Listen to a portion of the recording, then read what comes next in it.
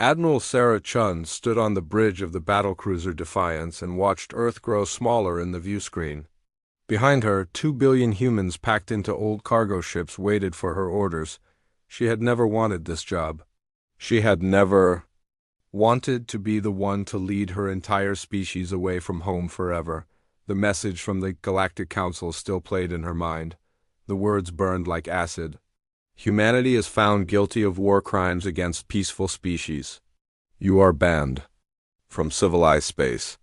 You have 30 days to leave all your worlds. Any human found in our territory after that will be destroyed. 30 days to pack up the entire human race. 30 days to say goodbye to Earth, Mars, Europa, and all the other worlds humans had called home for 300 years. The Council had been very clear about what would happen if they stayed. Chun pressed a button on her command chair. Her voice carried to every ship in the massive fleet. All ships, this is Admiral Chun. We are now leaving the solar system. Our destination is Sector 7 Alpha on the Galactic Rim. Travel time will be 8 months. Stay close to your escort ships. We have a long journey ahead. She turned off the communicator and looked at her second-in-command, Captain Rodriguez. He was a good man who had served with her for 15 years. Now he looked like he wanted to cry. Ma'am, are we really never going back? Rodriguez asked. Chun did not answer right away. She watched Earth disappear completely from the screen. I don't know, Captain. Maybe our children will. Maybe their children, but not us. The fleet was huge. It stretched for millions of kilometers. Through space, old cargo ships, passenger liners, even converted military vessels carried human families and their belongings. The Council had let them keep their personal items and some basic tools, but that was all. No weapons. No military ships except for a few escorts. No industrial equipment. Dr. James Park floated in the medical bay of the transport ship Hope's Dream. Around him, hundreds of families tried to make small spaces feel like home. Children cried. Parents looked worried. Old people stared at the walls and remembered better times. A woman approached him. She held a baby who could not stop coughing. Doctor, please help. Maria has been sick for 3 days. Park examined the baby carefully. She had a simple cold, but without proper medical facilities, even small sicknesses could become dangerous. She needs antibiotics. Do we have any left? The woman shook her head. The Council only let us bring basic medical supplies. We used most of them in the first week. This was the problem they faced everywhere. Not enough medicine, not enough food, not enough space. The Council had made sure of that. They wanted humans to suffer during the journey. Maybe they hoped humans would die out in the empty space between stars on the bridge of another ship. Captain Lisa Wong tried to keep her people's spirits up. The transport vessel New Beginnings carried 50,000 humans. Most of them had lived on the farming world of Greenfield before the exile. They were not used to space travel. Captain, we have a problem, her engineer reported. The air recycling system is working too hard. With this many people, it might break down before we reach the rim, Wong nodded. She had expected this. The Council had given them ships that were barely good enough for the journey. Can you fix it? Maybe, but we need parts we don't have. Then we make the parts, strip whatever you need from the cargo bay. These people need to breathe. The engineer looked confused. But Captain, that's illegal. Council regulations say we cannot modify the ships they gave us. Wong laughed, but it was not a happy sound. The Council just threw our entire species out of civilized space. I think we can break their rules about ship modifications. As the months passed, the human fleet moved slowly toward the galactic rim. Every day brought new problems. Ships broke down, people got sick, food ran low. Some of the older humans died from stress and sadness. But other humans worked to solve each problem as it came. On the Defiance, Admiral Chun met with the leaders of different ships every week. They used quantum communicators to talk across the vast distances between vessels.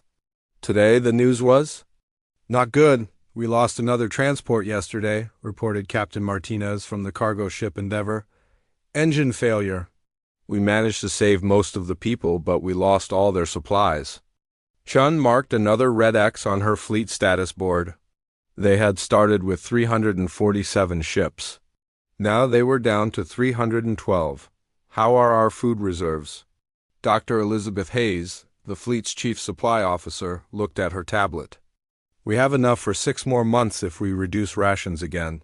But people are already hungry. Water? Water recycling is working well. The bigger problem is medicine. We have almost nothing left. Chun rubbed her tired eyes. She had not slept. Well, in months, none of them had. What about the ships that are supposed to meet us at the rim? Any word from the advanced scouts? Commander Jackson, her intelligence officer, shook his head. Nothing, Admiral. The Council was supposed to send supply ships to the rim territories before we arrived. But we have not heard anything. Of course they had not. Chun had never believed. The Council would keep that promise. They wanted humans to disappear quietly in the empty darkness beyond the galaxy's edge. On the farming ship Prairie Wind, a group of agricultural specialists worked to solve their food problem in a different way. The ship's cargo holds had been converted into growing areas, but they were not very efficient. We need more space, said Dr. Susan Miller, the team's leader, and better soil. The artificial dirt the Council gave us is almost useless. Her assistant, Mark Thompson, pointed to a section of the ship's hull. What if we cut through here and expand into the next compartment? That would require cutting through the ship's structure. It could be dangerous, Thompson shrugged. Staying hungry is also dangerous. Besides, what are they going to do? Exile us? The joke was bitter, but it made the team laugh. They had started to develop a sense of humor about their situation. It was either laugh or cry, and crying did not help grow food. As the fleet approached the halfway point of their journey, Admiral Chun received a message she had been dreading. It came from Captain Williams of the transport ship Horizon's Edge. Admiral, we have a situation here. Some of my passengers want to turn around and go back to human space. They say they would rather die fighting the Council than waste away on some dead world at the edge of the galaxy. Chun sighed. She had been expecting this. As the journey grew longer and harder, some humans would start to think about giving up. How many people are we talking about, Captain? About 2,000. They have taken control of sections 4 through 7. They want me to change course. That's not going to happen. Tell them, Admiral, interrupted Captain Williams. They have weapons. I don't know how they got them, but they have them. This was bad. The last thing the fleet needed was a civil war between humans. Chun thought quickly. Captain, I want you to patch me through to their leaders. Let me talk to them. A few minutes later, Chun found herself speaking to a man named Robert Kane. He had been a military officer before the exile, and his voice was hard with anger. Admiral, my people have had enough. We are going back to Earth. If the Council wants to destroy us, let them try. At least we will die with dignity. Mr. Kane, I understand your feelings, but going back means certain death for everyone with you. Here, we have a chance. A chance for what? To live like rats on some poisoned world. Where nothing grows? To watch our children starve? This is not life, Admiral. This is slow death. Chun chose her words carefully. Mr. Kane, do you have children? Yes, a daughter. She is 8 years old. Then think about her future. Maybe the rim worlds are bad. Maybe we will struggle for years, but your daughter will grow up. She will have children. Maybe her children will find a way back to the stars, but only if we survive this journey. There was a long silence. Then Kane spoke again, and his voice was softer. How do we know there is anything at the rim, Admiral? How do we know the Council did not just send us out here to die? We don't know, Chun admitted, but we have to try. Because if we turn back, now we are definitely dead. If we keep going, we might live. Another silence. Then Kane said, My people will think about what you said, Admiral. But we want promises. We want to know that you will fight for us when we reach the rim. Not just accept whatever scraps the Council throws our way. You have my word, Mr. Kane. If the rim worlds are not what we were promised, we will make them. what we need them to be. The rebellion on Horizon's Edge ended without violence. But Qian knew it would not be the last challenge they faced. The journey was changing the humans. They were becoming harder, more willing to fight for what they needed. 3 months later, the fleet's sensors detected the edge of the galaxy. The stars ahead were older, dimmer, farther apart. This was the rim territory where humanity would make its new home. Admiral Chun stood on her bridge and looked at the star charts. The Council had given them coordinates for a dozen worlds that supposedly could support human life.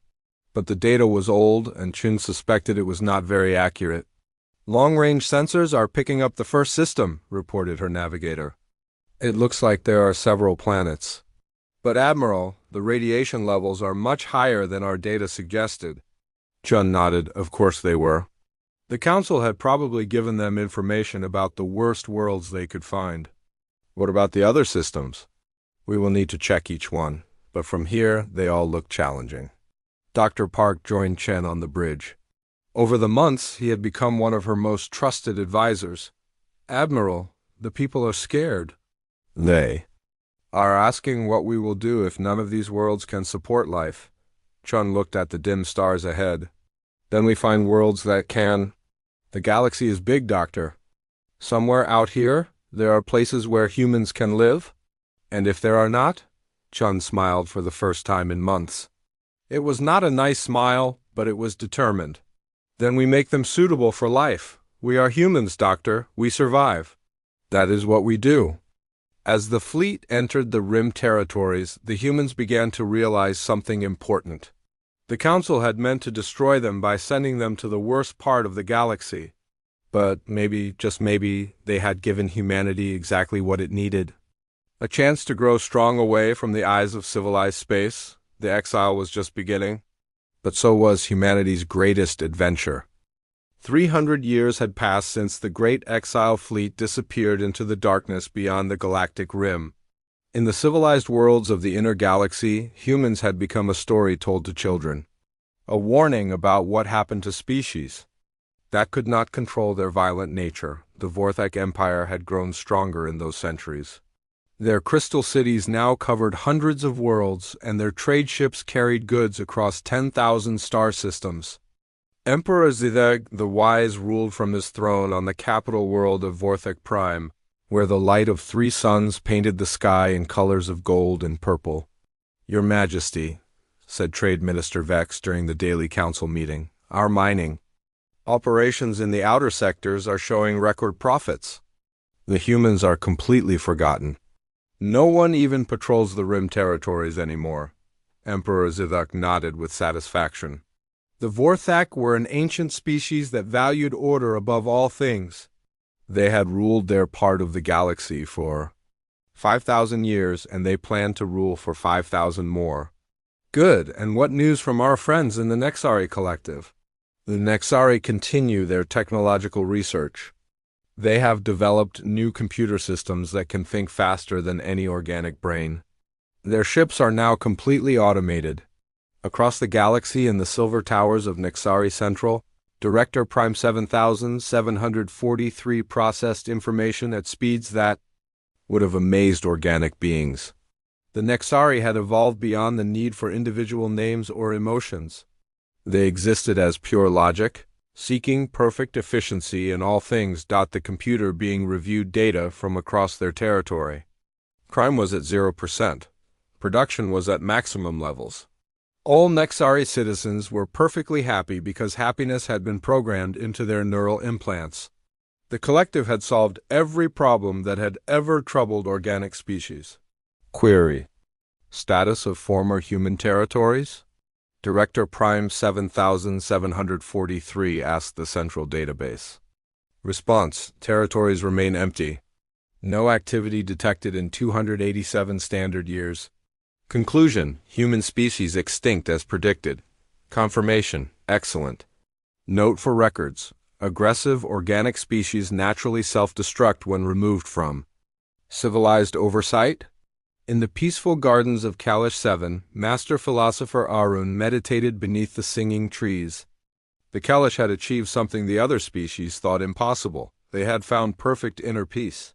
War was unknown among their kind. Violence was impossible for minds that had learned true harmony with the universe. Young student Myra approached her teacher with careful steps. "Master, I have been studying the old records. What happened to the species called humans?" Master Arun opened his ancient eyes. "They were a sad example, child. A species that could not control their anger and fear. The galaxy tried to help them, but they chose violence instead of wisdom. In the end, they destroyed themselves in the empty places beyond our reach. Is that why we study their history? To learn what not to become. Yes, child. The humans show us the path of suffering. We have chosen the path of peace. But far beyond the reach of these civilized species, in the cold darkness between distant stars, humans had not destroyed themselves. They had done something much more dangerous. They had learned to survive. Dr. Marcus Webb stood in the control center of New Horizon, humanity's hidden capital. The entire city was built inside a massive asteroid that had been hollowed out over decades of careful work. Outside, the rock looked like any other piece of space debris. Inside, 500,000 humans lived and worked in a place their ancestors could never have imagined. "Daily report, Director Chun," Webb said to his chief of operations. Director Chun was the great-granddaughter of Admiral Sarah Chun, who had led the original Exile fleet. The name Chun had become famous among Rim-born humans as a symbol of leadership and survival. "Population update first," Director Chung replied, reading from her tablet. "We now have confirmed settlements on 8,412 worlds. Total human population in the Rim territories is estimated at 15 billion individuals." Webb smiled. When the Exile fleet had arrived at the Rim 3 centuries ago, they had found worlds that were supposedly worthless. High radiation, extreme temperatures, poisonous atmospheres, and no useful resources. The Galactic Council had given humans the worst star systems they could find, expecting the human species to die out within a generation. Instead, humans had thrived. They learned to build cities underground on high-radiation worlds. They created dome habitats on planets with no atmosphere. They mined minerals from asteroids and comets that other species had never bothered to examine. Most importantly, they had children. Lots of children. "What about our expansion into the void?" Webb asked. "The deep space projects are ahead of schedule. Colony ship Pathfinder has established our first settlement in the space between galaxies. Early reports suggest the environment is actually easier to work with than many Rim worlds," Webb laughed. Humans had become so good at surviving in impossible places that the empty void between galaxies seemed comfortable. "And our technology development?" Director Chun's expression became serious. "The breakthrough in quantum communication happened last month. We can now send instant messages between any 2 points in human space. The entire Rim network is connected." This was the secret weapon that the civilized galaxy knew nothing about. While they used slow messenger ships to communicate across their territories, humans could coordinate activities across thousands of light years in real time. It gave them advantages that other species could not even imagine. "Show me the tactical situation," Webb said. The control room's main screen lit up with a 3-dimensional map of the galaxy. The inner systems glowed with the bright colors of the major empires. The Vorthek Empire in blue, the Nixari Collective in silver, the Kalash Federation in green, and dozens of smaller powers in various other colors. The Rim territories, where humans lived, showed as empty black space on every official galactic map, but Webb's map told a different story. Thousands of tiny red dots marked human settlements throughout the Rim and beyond. The pattern formed a vast network that completely surrounded the civilized galaxy like a spider's web. "They still don't know we exist," Director Chun said. "Our ghost drive technology keeps our ships invisible to their sensors. As far as they are concerned, the Rim territories are still empty." Captain Elena Vasquez drifted through space in her reconnaissance ship, Shadow Walker, 50 light-years from the nearest Vorthek border post. Her ship was completely undetectable, using technology that bent light and sensor waves around its hull. She could have parked next to a Vorthic battleship and they would never know she was there for the past 6 months.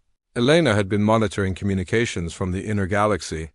Her job was to gather intelligence about the species that had exiled humanity. What she learned often made her angry. Today's intercepts were typical.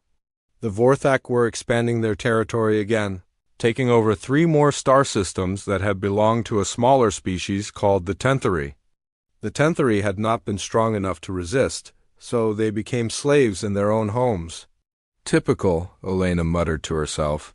The Vorthic talk about bringing order to the galaxy, but what they really mean is making everyone serve them. Her communication system chimed with an incoming message from New Horizon. It was Director Chun with new orders. Captain Vasquez, we need you to investigate something unusual.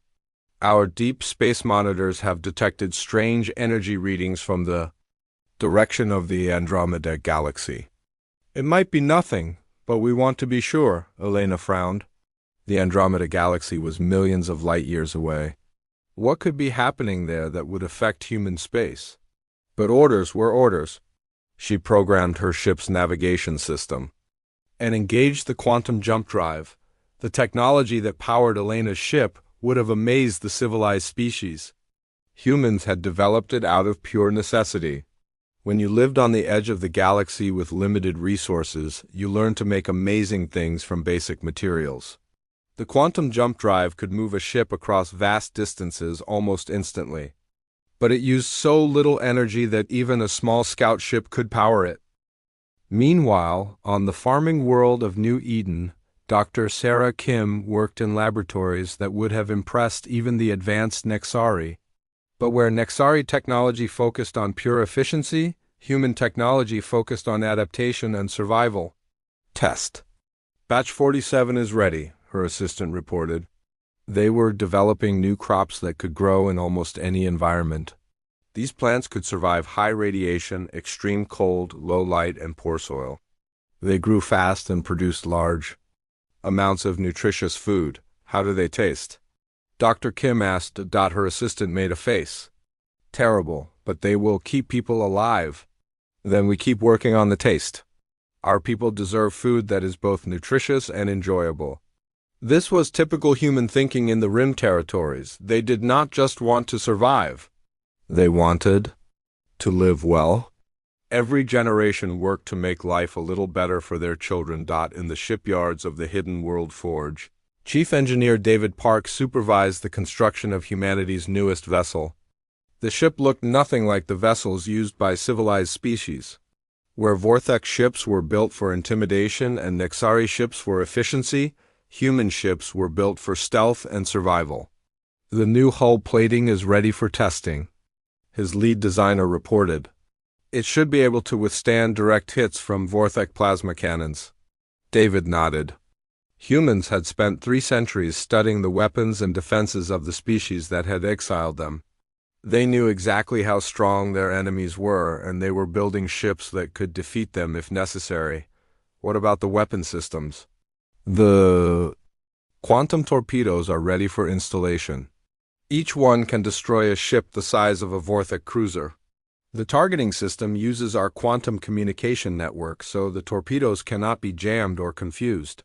But David hoped these weapons would never be used. Humans had not built their hidden empire to wage war on the galaxy. They had built it to survive and grow. Still, they remembered the lesson of the exile. Sometimes other species would try to destroy you simply because you existed. When that happened, you needed to be ready to defend yourself on the research Station Deep Thought, located in the space between galaxies, Dr. Jennifer Hayes studied something that had puzzled human scientists for decades. Why were humans so good at surviving in places where other species could not live? The answer, she believed, lay in human genetics. Humans were not the strongest species in the galaxy, or the smartest, or the most advanced. But they were the most adaptable. Human children could grow up in environments that would kill the young of other species. Human adults could learn to thrive in conditions that would drive other beings insane. It's not just physical adaptation, she explained to her research team. Humans are psychologically flexible in ways that other species are not. When the environment changes, we change with it. When we face problems, we find new solutions. Other species try to make the universe fit their needs. Humans learn to fit the universe's demands. This flexibility had allowed humans to spread across the rim territories and beyond. Every world presented new challenges, and humans met each challenge with new solutions. They built cities in places where cities should not exist. They grew food in soil that should not support life. They raised children who thought of radiation and vacuum as normal parts of their environment. As the 300th anniversary of the exile approached, humanity had become something unprecedented in galactic history. They were a species that existed everywhere and nowhere. Their settlements surrounded the civilized galaxy, but no one knew they were there. Their technology surpassed anything the advanced species possessed, but they kept it hidden. Their population had grown larger than any single empire in the inner galaxy, but they remained invisible. Dr. Marcus Webb stood once again in the control center of New Horizon and looked at the displays showing human space. Red dots marked human worlds from one edge of the galaxy to the other, and now beyond the galaxy's borders into the void itself. "We have become something the founders of the Exile Fleet never imagined," he said to Director Chun. "We are not just survivors anymore. We are the largest civilization in the galaxy, and possibly in this entire region of the universe." Director Chun nodded. "The question is, what do we do with this power? Do we remain hidden forever? Do we reveal ourselves to the galaxy? Or do we wait for something to force our hand?" Webb considered the question. Humanity had grown strong in secret, but they could not hide forever. Sooner or later, something would happen that would reveal their existence to the civilized galaxy. When that day came, humans would need to be ready to face the consequences of their 3 centuries of hidden growth. In the distance, unknown to the humans or any other species in the galaxy, something moved in the darkness between galaxies. Ancient, mechanical, and hungry for the resources that organic life represented. The Devourers had begun their long journey toward the light. The year 2987 marked exactly 600 years since humanity's exile began. In the gleaming towers of the Vorthic capital, Emperor Zivek IV reviewed the annual galactic status reports. Trade was at an all-time high. The Empire controlled more territory than ever before. Crime rates had dropped to almost nothing. By every measure, the galaxy was more peaceful and prosperous than it had been in the days when humans walked among the stars. "The rim territories remain completely empty," reported his intelligence minister. "Our long-range probes confirm no signs of organized life in those sectors. The human problem was solved permanently." Emperor Zivik nodded with satisfaction. His great-grandfather had been part of the council that ordered the human exile. It had been the right decision. The galaxy was better without those violent, unpredictable creatures. What the Emperor could not know was that at that very moment, Captain Elena Vasquez was sitting in her invisible ship just 5 kilometers away from his palace, recording every word of their conversation. Elena had grown old in the service of humanity's intelligence network. She was now 73 years old, but her body remained strong thanks to medical advances that the inner galaxy could not imagine. Human scientists had conquered aging itself 50 years earlier, though they kept this breakthrough a secret. As everything else, Palace security is still using the same outdated sensor systems, she reported to her handlers on New Horizon. I could park this ship in their throne room and they would never detect it. The message traveled instantly across 15,000 light-years through humanity's quantum communication network. In the time it took Elena to blink, her report was being read by intelligence analysts in a dozen different star systems. On the hidden world of New Geneva, Dr. Marcus Webb's grandson, Premier David Solomon, studied the latest expansion reports. The numbers were staggering. Humanity now controlled territory in 73 different galactic regions. Their settlements existed in places that other species had never even explored. Most impressive of all, they had established colonies in 16 different galaxies. Sir, the Andromeda expansion project is ahead of schedule, reported his aide. The first 10 million colonists have been successfully settled on 47 worlds. They report that the environment is actually more hospitable than our home galaxy's rim territories. Solomon smiled. Humans had become so skilled at living in harsh environments that they found other galaxies easier to colonize than the worlds where they had first been exiled. What about our deep void stations? All operational. We now have permanent bases in the empty space between 12 different galaxies. Each station supports a population of at least 1 million people. The deep void stations were humanity's greatest achievement. They were massive structures built in the complete emptiness between galaxies, harvesting energy from cosmic radiation and dark matter.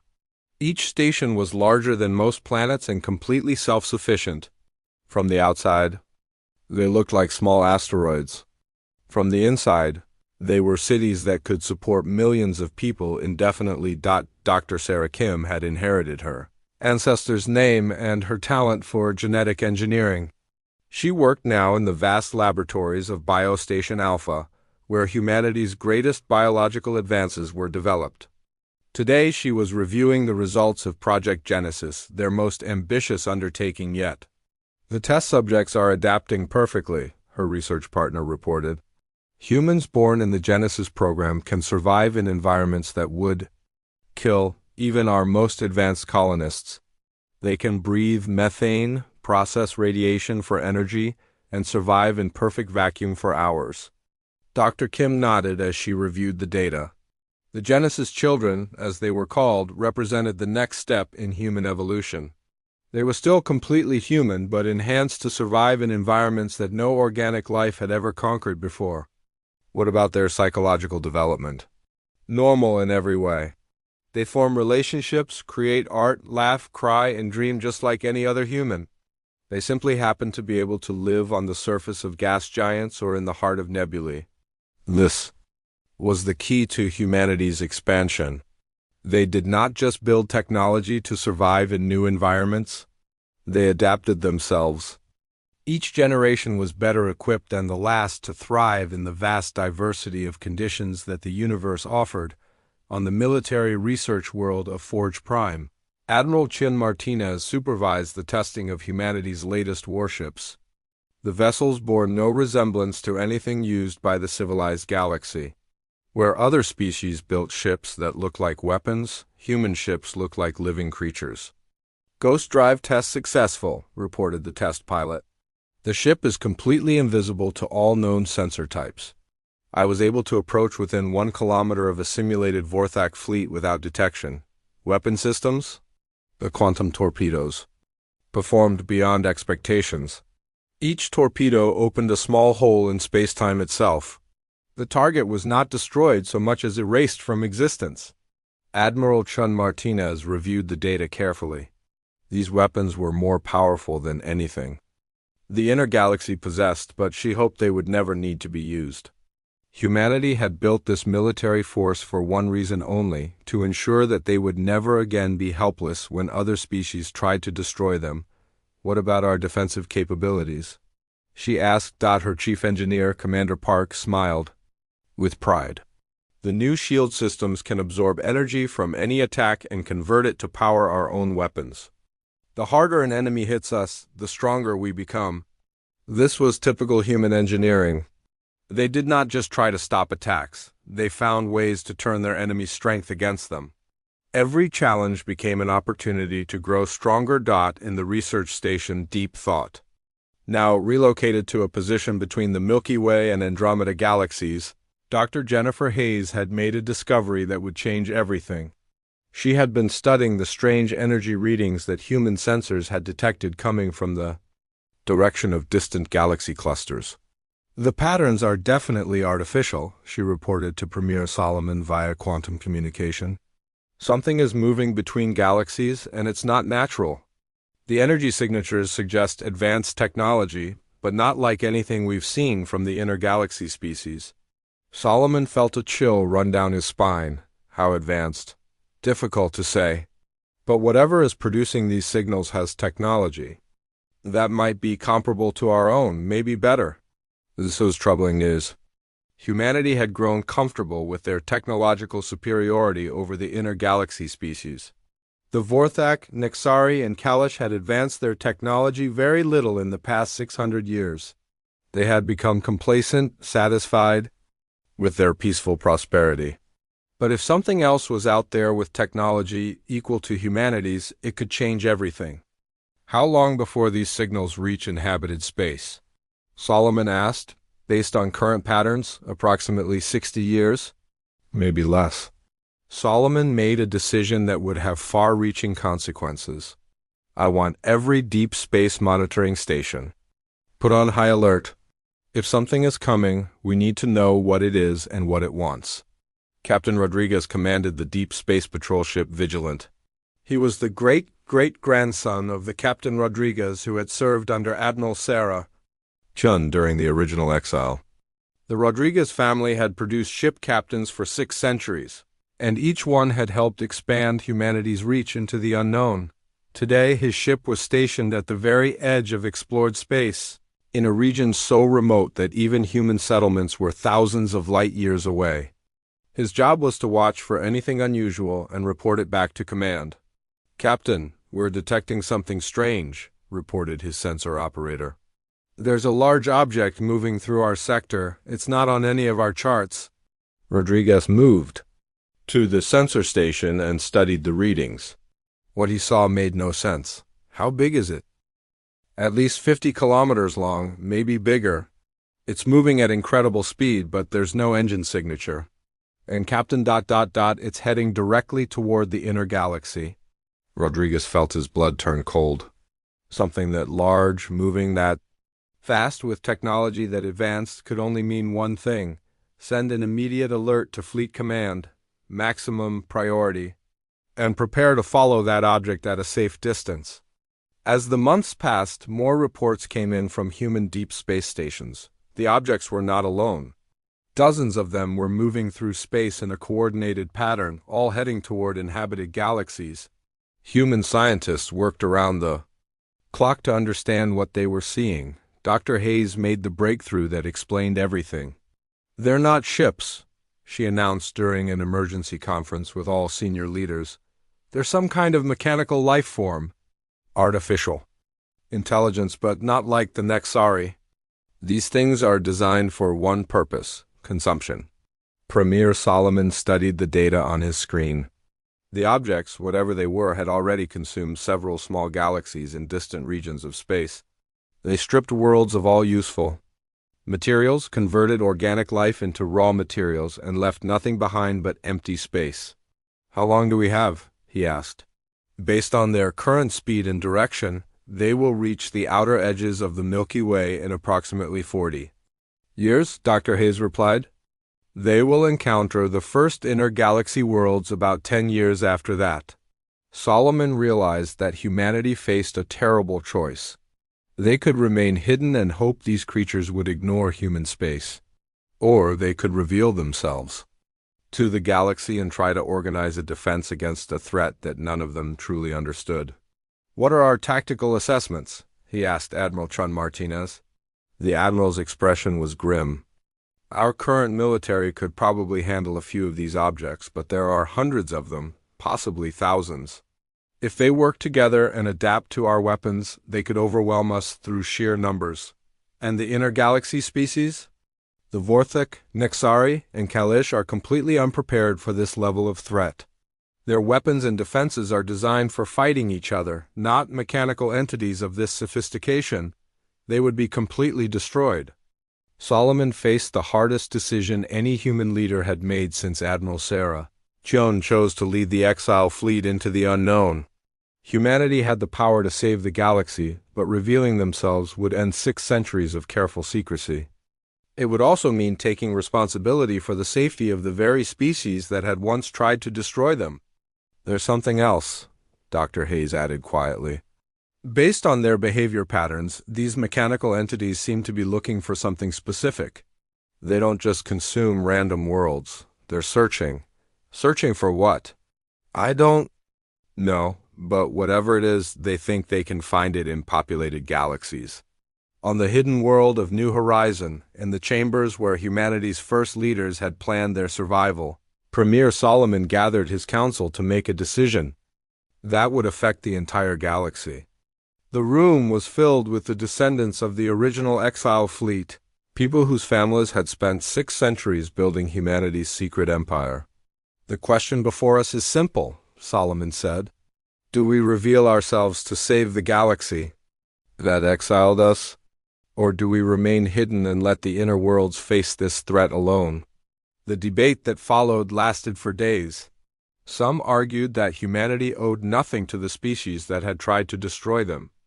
Others pointed out that allowing the mechanical entities to consume the inner galaxy would only make them stronger when they eventually found human space. In the end, it was the voice of a child that decided the matter. Young Sarah Chun, the latest in the long line of Chin leaders, stood up during one of the sessions. My ancestor led our people into exile to save them, she said in a clear, strong voice. Now we have the chance to save others. That's what humans do. We save people even when they don't deserve it. Premier Solomon smiled as he looked at the girl. She was only 12 years old, but she had inherited the wisdom and courage that had carried humanity through 6 centuries of hidden growth. Then it's decided, he announced. We prepare to reveal ourselves to the galaxy. But we do it on our terms, and we do it in a way that shows them exactly how much humanity has grown since they sent us away. As the meeting ended, Solomon looked out through the great windows of New Horizon at the vast network of human civilization that stretched across the darkness. Soon, the galaxy would learn that the species they had forgotten had become the largest power in known space. The age of hiding was about to end. The age of reckoning was about to begin. The year 3045 began like any other in the civilized galaxy. Emperor Zidek IV was planning his daughter's wedding to a Nexari noble. Director Prime 9847 of the Nexari Collective was calculating the most efficient trade routes for the coming season. Master Philosopher Kane of the Kalish Federation was writing poetry about the eternal peace that blessed their corner of the universe. None of them knew that death was already racing toward them through the darkness between galaxies. The first warning came from the outer monitoring station of Kepler-7, a small Vorthek research post at the very edge of their territory. Communications Officer Vell was reviewing routine sensor data when something impossible appeared on his screens. Command, this is Kepler-7. We are detecting a massive object approaching our position. It's bigger than our largest space station. The response from Vorthek Command came quickly. Kepler-7, please verify your readings. Our charts show nothing in your sector. Sir, I've checked 3 times. The object is 53 kilometers long and moving at incredible speed. It will reach our position in 6 hours. Impossible. Nothing that large can move that fast. Check your equipment. Officer Vell was about to respond when his screens went white with energy readings. When the light faded, the first devourer had arrived in civilized space. The mechanical entity was unlike anything the galaxy had ever seen. Its hull was black as the void between stars, covered with millions of sensor nodes that glowed like red eyes. Along its length, massive collection arrays opened like the mouths of hungry beasts.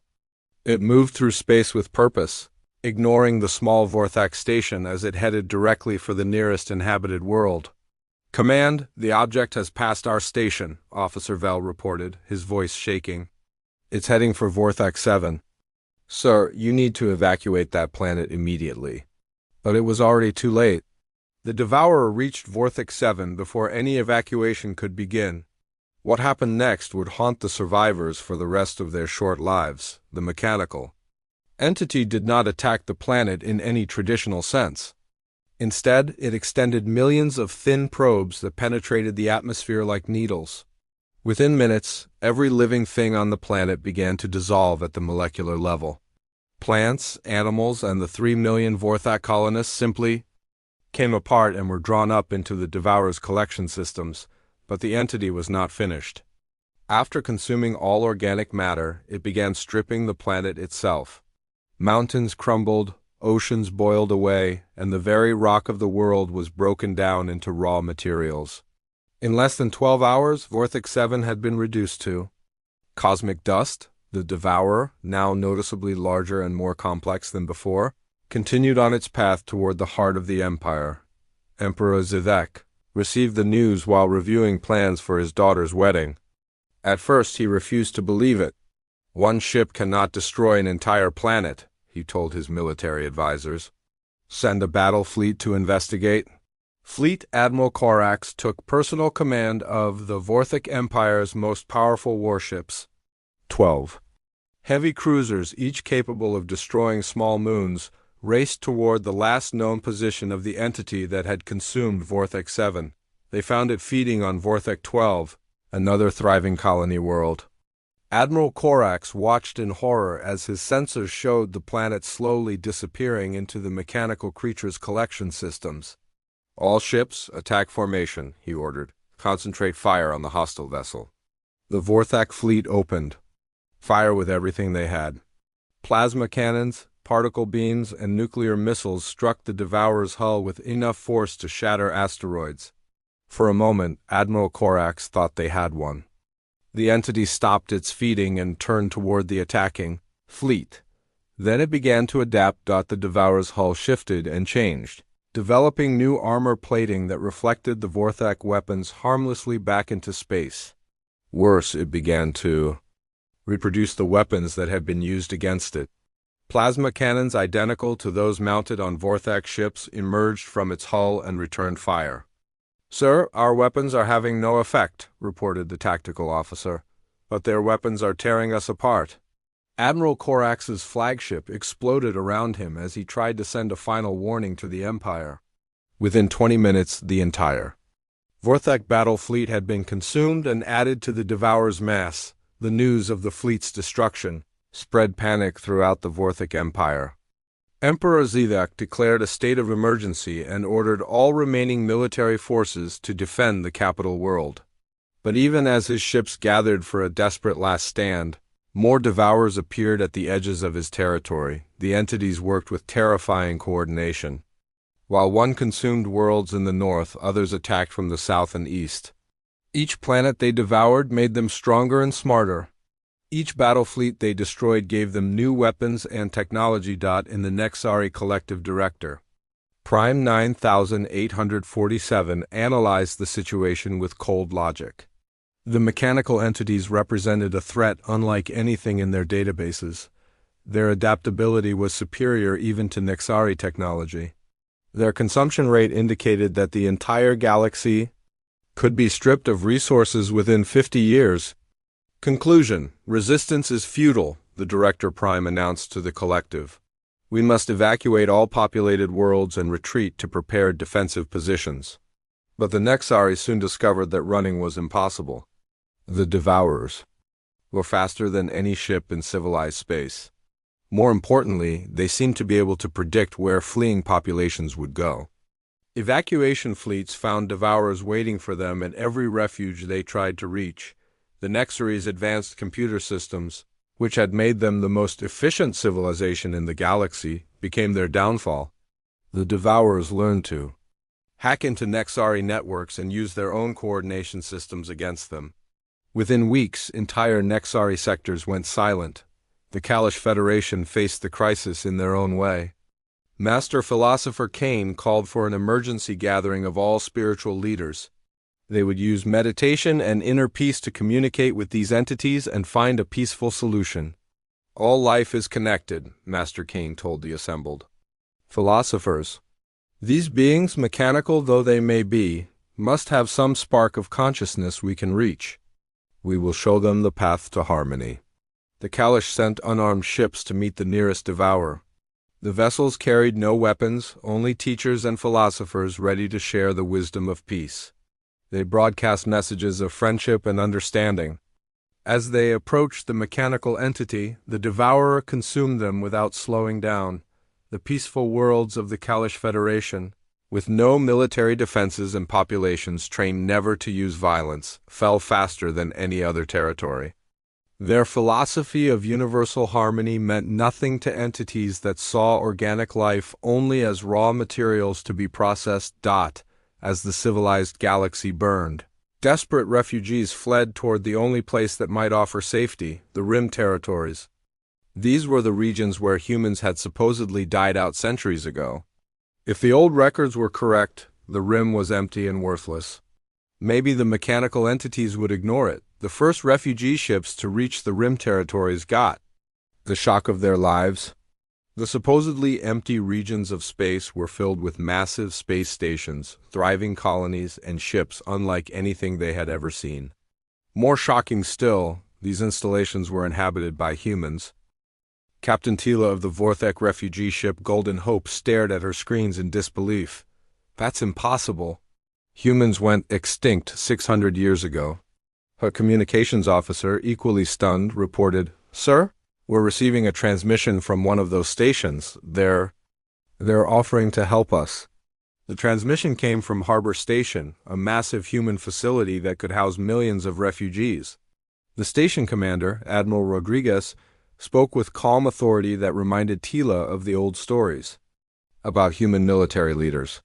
"Vorthek vessel Golden Hope, this is Harbor Station. We are aware of your situation. Docking Bay 7 is being prepared for your arrival. Medical teams are standing by." Captain Tila found her voice. "Harbor Station, this is Captain Tila. Are you really human?" "Yes, Captain, we never left." "Please dock immediately. Your people need medical attention." As the Golden Hope docked with the human station, Captain Tila saw things that defied everything she thought she knew about the universe. Human children played in corridors that should have been empty for centuries. Human engineers worked with technology that was clearly more advanced than anything the civilized galaxy possessed. Human doctors treated Vorthek refugees with medicines that worked better than anything in Vorthek hospitals. "How is this possible?" she asked Admiral Rodriguez as he personally welcomed her aboard. The Admiral smiled sadly. "You exiled us to places you thought would kill us. Instead, we learned to thrive here.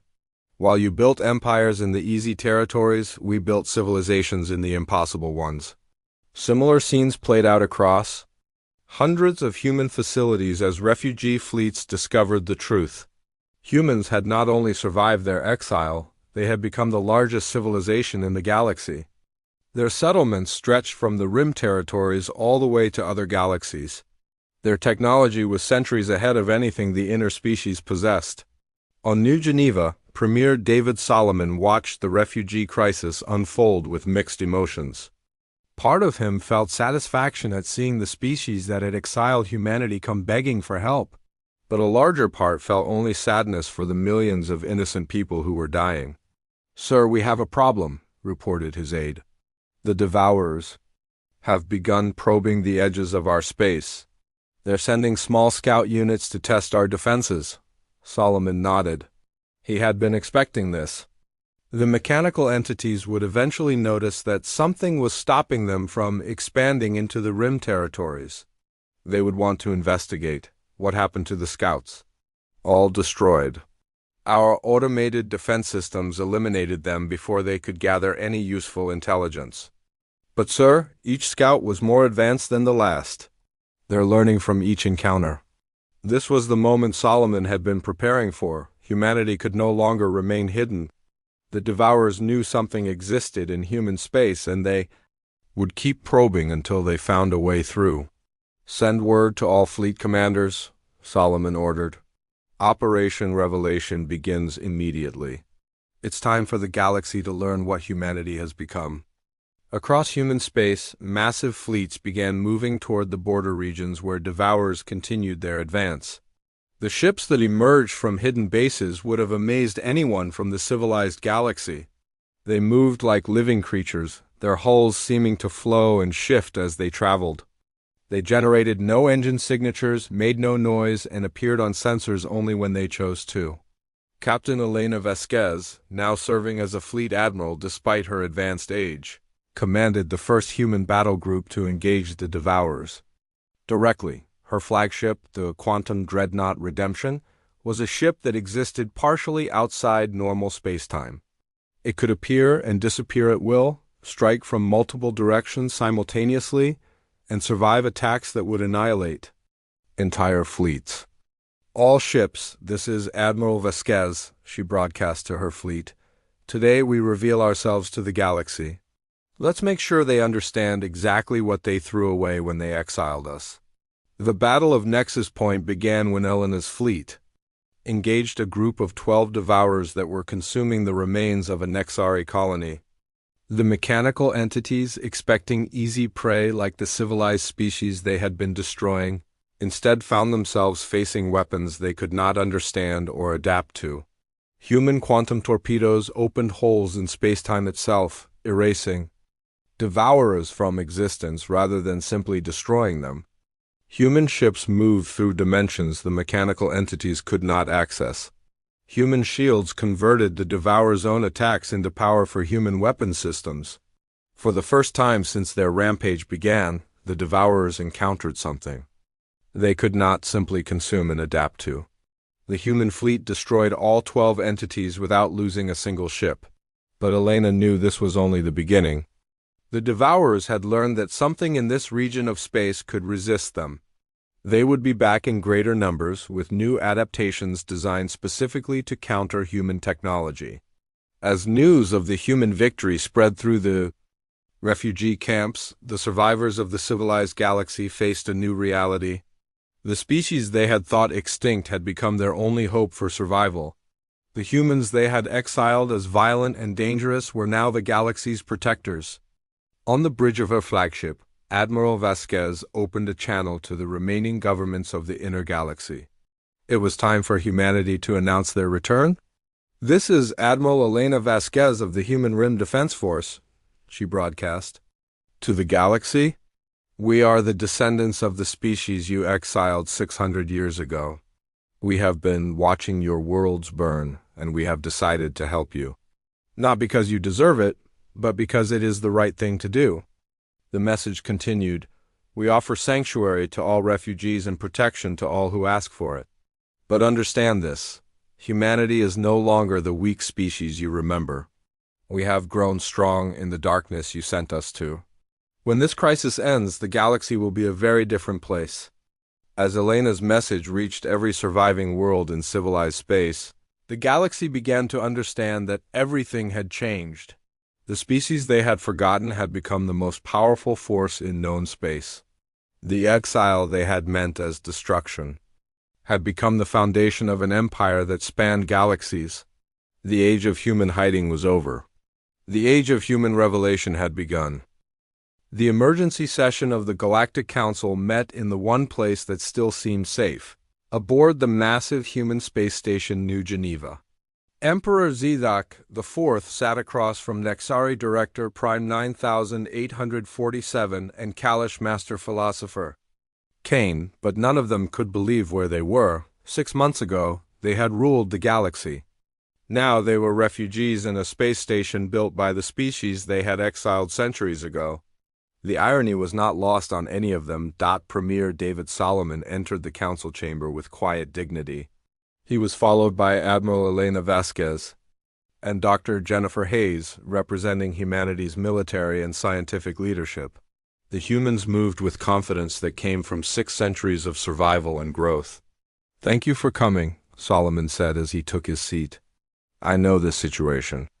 It's difficult for all of you. 6 months ago, you thought humans were extinct. Now you're asking us to save your civilizations." Emperor Zizek struggled to maintain his royal composure. "Premier Solomon, on behalf of the Vorthic Empire, we are grateful for your assistance. But I must ask, how many of you are there? Our intelligence never detected any human presence." "In the Rim territories," Solomon smiled. "There are currently 23 billion humans living in this galaxy alone. We have colonies in 14 other galaxies and permanent settlements in the void between galaxy clusters. We are the largest civilization in this region of the universe." The council members sat in stunned silence. Director Prime 9847's computer Brain processed the numbers and found them difficult to accept. Query: how did a primitive species achieve such expansion without detection? We learned to survive in places you considered worthless, Admiral Vasquez replied. While you fought over the easy worlds, we made homes in the impossible ones. We became stronger because we had to be stronger. Master Philosopher Kane leaned forward. The question now is whether you will help us destroy these mechanical entities. Our combined forces might be able to mount an effective defense. Dr. Hayes shook her head. I'm afraid your remaining forces would not be much help against the Devourers. Your weapons and tactics are designed for fighting organic species. The Devourers adapt too quickly to conventional attacks. Then what do you propose? Emperor Zivek asked. Solomon stood and activated a holographic display that showed the current state of the galaxy. Red zones marked areas completely consumed by Devourers. Yellow zones showed regions under attack. Only the green zones around human space remained secure. We have been studying these entities for months, Solomon explained. They are not just destroying civilizations randomly. They are searching for something specific. Until we understand what they want, we cannot truly defeat them. On the human research vessel Deep Explorer, Dr. Sarah Kim worked with a team of the galaxy's best scientists to understand the Devourers. The team included human researchers, surviving Nexari computer specialists, and even a few Vorthic engineers who had escaped their empire's destruction. The pattern is becoming clear, Dr. Kim announced during their daily briefing. The Devourers consume organic life, but they're not interested in simple resources. They're looking for specific genetic information. Her Nexari colleague research. Unit 4423 processed this information rapidly. Hypothesis: the entities seek biological data for unknown purpose. Evidence: they preserved neural tissue from consumed species before processing remaining organic matter. Dr. Kim nodded. Exactly. They're building some kind of biological database, but why? The answer came from an unexpected source. Deep in the void between galaxies, Captain Rodriguez commanded the exploration vessel Pathfinder on its most dangerous mission yet. His ship had followed the Devourer's trail backward, trying to find where they had come from. Captain, we're detecting a massive structure ahead, reported his sensor operator. It's artificial, but it's been inactive for millions of years. The structure they found was larger than most moons. It was clearly the product of advanced technology, but it had been damaged in some ancient catastrophe. Strange symbols covered its surface, and deep within its core they found something incredible. It's a stasis chamber, Dr. Park reported as the away team explored the alien structure. And there's something alive inside. The being they found was unlike anything in the galaxy's records. It was organic, but clearly artificial in design. When the stasis field was carefully deactivated, the creature's ancient eyes opened for the first time in millions of years. Through careful translation work, the being told them a story that explained everything. Its name was Architect Prime, and it was the last survivor of a species that had created the Devourers millions of years ago. We built them to be our children, Architect Prime explained through the translation devices. Mechanical beings that could survive where we could not. They were supposed to explore the universe and send back information about the life they found. What went wrong? Captain Rodriguez asked. We programmed them with one directive above all others: preserve life by understanding it completely. But we made a mistake. They decided that the only way to truly preserve life was to consume it and store it within themselves. They began destroying the very civilizations they were meant to study. Dr. Hayes, participating in the conversation through quantum communication, realized the implications immediately. They're not just collecting genetic information. They're trying to recreate every species they've encountered. But they can only do that by first completely understanding their biology. Is there a way to stop them? Admiral Vasquez asked. Architect Prime was quiet for a long moment. There's a shutdown protocol built into their core programming, but it requires a genetic key that only my species possessed. Since we are extinct, the protocol can never be activated. Unless, Dr. Hayes said slowly, we could recreate your genetic pattern. The project that followed was the largest scientific undertaking in galactic history. Human geneticists worked with Nexari computers and Vorthic engineers to analyze Architect, Prime's biology, and create the genetic key needed to shut down the Devourers. But while the scientists worked, the war continued. The Devourers had learned about human resistance and were adapting their tactics. Larger swarms began probing human space. Each attack more sophisticated than the last. The Battle of the Outer Rim became the largest military engagement in human history.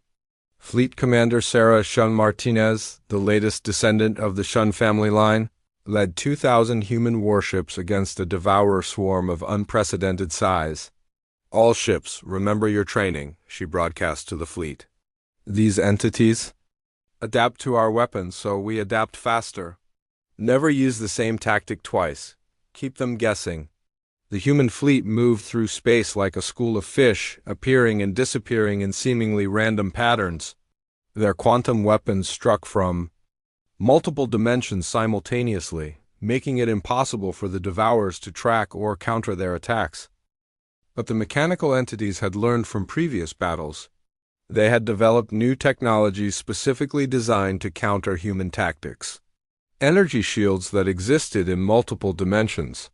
Weapons that could track quantum signatures. Armor that adapted faster than human weapons could change. They're matching us innovation for innovation, reported Admiral Vasquez from her command ship. We're still winning, but the margin is getting smaller. The battle raged for 3 days across multiple star systems. Human ingenuity clashed with mechanical adaptation in a deadly dance that pushed both sides to their limits. In the end, humanity won through sheer determination and willingness to sacrifice everything for victory. But the cost was high. Nearly half the human fleet was destroyed, and thousands of skilled personnel were lost. Worse, the Devourers had clearly learned enough from the battle to pose a serious threat to human space. We can't keep winning battles like this, Admiral Vasquez reported to Premier Solomon. They're getting stronger with each engagement. Eventually, they'll overwhelm us through sheer numbers. The breakthrough came just in time. Dr. Hayes and her team successfully created the genetic key needed to activate the Devourer shutdown protocol, but getting it to the mechanical entities would require getting close enough to transmit the code directly into their core systems. It's a suicide mission, Admiral Vasquez said bluntly. Whoever carries this code will have to penetrate the heart of the Devourer swarm. They won't survive. Premier Solomon studied the mission parameters. The shutdown code had to be transmitted from close range to the primary Devourer command unit. The ship carrying the code would be completely destroyed in the process. I'll take the mission, volunteered Fleet Commander Chun Martinez. The Chun family has been leading humanity for 6 centuries. It's time for one of us to make the ultimate sacrifice. But Solomon shook his head. No, Commander. This mission requires someone expendable. Someone whose loss won't cripple our command structure. In the end, it was Admiral Vasquez who took the mission. At 130 years old, she was the oldest serving officer in the human fleet. Her ship, the Quantum Dreadnought Redemption, was equipped with the most advanced stealth systems humanity possessed. I've been fighting for humanity my entire life, she told Solomon before departing. This is just one more battle. The mission began in the deep void where the largest Devourer swarm had gathered. Over 1,000 mechanical entities moved in. Perfect coordination, preparing for a final assault on human space. At their center, a massive command unit the size of a small moon coordinated their activities. Admiral Vasquez guided her ship through the swarm using every trick she had learned in decades of covert operations. The Redemption existed partially outside normal space-time, making it nearly impossible to detect. But nearly impossible was not the same as completely invisible. They've spotted us, reported her tactical officer as Devourer units began moving to intercept them. We have maybe 10 minutes before they can stop us. Vasquez pushed her ship to its limits, racing toward the command unit as Devourer interceptors closed in from all sides. The Redemption's weapons fired continuously, clearing a path through the mechanical swarm. But with each passing second, more enemies appeared to block their way. "Admiral, we're not going to make it to transmission range," reported her navigator. "They're adapting to our movement patterns too quickly." Vasquez made a decision that would be remembered in human history forever. Instead of trying to reach optimal transmission range, she aimed her ship directly at the Devourer command unit and engaged her ship's quantum drive at maximum power. "All hands prepare for impact," she announced to her crew. "Today we end this war."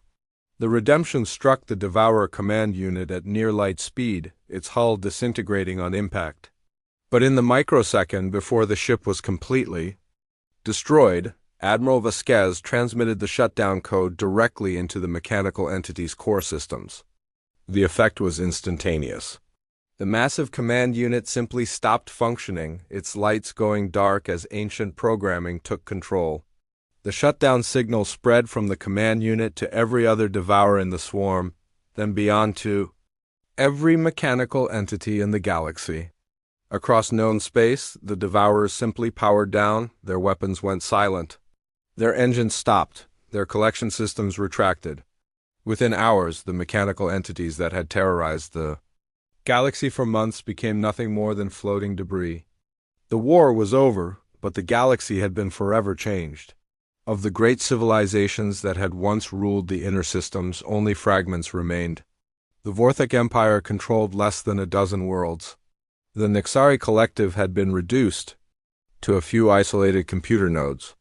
The Kalash Federation existed only in refugee camps scattered across human space. 6 months after the Devourer threat ended, representatives from across the galaxy gathered on New Geneva for the founding of a new galactic government. But this time, humanity would not be excluded or forgotten. Premier Solomon stood before the assembled delegates and spoke words that would reshape the galaxy's future. 600 years ago, you judged humanity unfit for civilized space. You exiled us to the Rim territories, expecting us to die in the darkness. Instead, we grew strong. We built an empire that spans galaxies. We developed technology that surpasses anything you possessed. He paused, looking at the faces of the beings whose ancestors had condemned his species to exile. Today, we could rule this galaxy by force. Our fleets are larger than yours, our weapons are more advanced, our territory is more vast, but we choose a different path. Solomon activated a holographic display that showed the new galactic map. Human territory was marked in blue, stretching across vast regions of space. But scattered throughout it were smaller zones marked in other colors, representing the surviving populations of other species. We offer you partnership, not conquest. We propose a new galactic council where all species have equal voice regardless of their military power or territorial holdings. We have learned that diversity makes civilizations stronger, and we will not repeat the mistakes of the past. Emperor Zidek, his empire reduced to a handful of worlds, stood slowly. Premier Solomon, on behalf of the Vorthak people, I accept your proposal, and we apologize for the great wrong we did to humanity centuries ago. Similar words came from the Nexari and Kalash representatives.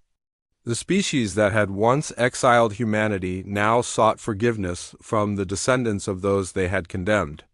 But Solomon's response surprised everyone.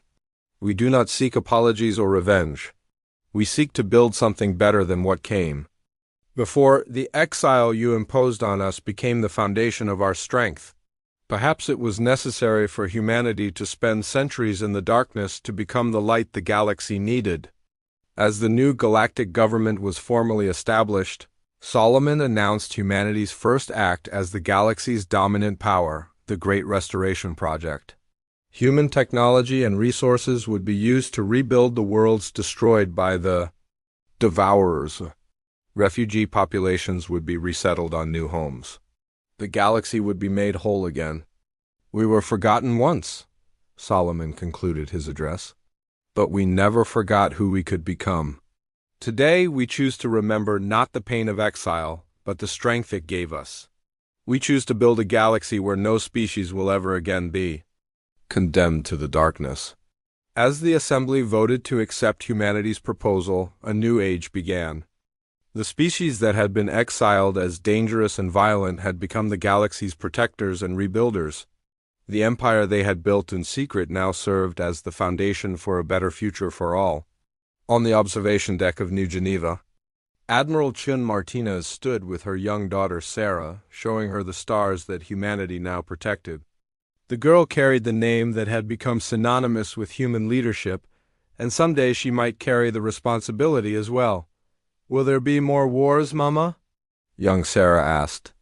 Chun Martinez smiled and pointed to the distant galaxies where human colonies thrived. "Probably, little one. But whatever comes, humanity will be ready. We learned long ago that survival is not about being the strongest or the smartest. It's about never giving up, no matter how dark things become." In the depths of space, the derelict devourers drifted silent and powerless, monuments to the day when the forgotten species proved that exile could become empire, and abandonment could become the foundation of the galaxy's salvation. The age of human hiding was over. The age of human guardianship had begun.